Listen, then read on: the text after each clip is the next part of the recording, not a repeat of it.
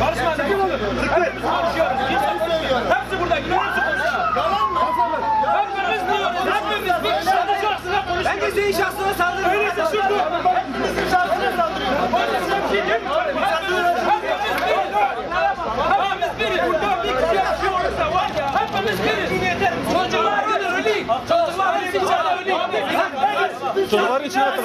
Biber var. Bir yana kapatıyor. Yok tamam para.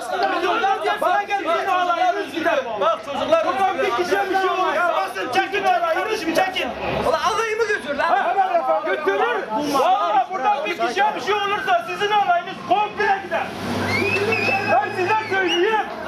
Buradan bir kişiye bir şey olursa Sizin meşaymış beni Urfa'ya gönderdi. 4 tane kaburga. yaralı bir tane Urfa. O da İbrahim Bey'e Bir kişiye bir şey olursa hepiniz gidersiniz valla. Hadi dur. Hadi bugün karnımız yakacak. Hepimizi öldürün lan.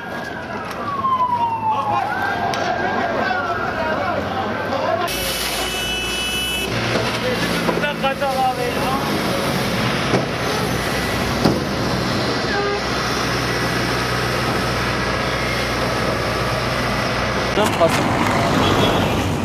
Abi sen gidecek misin?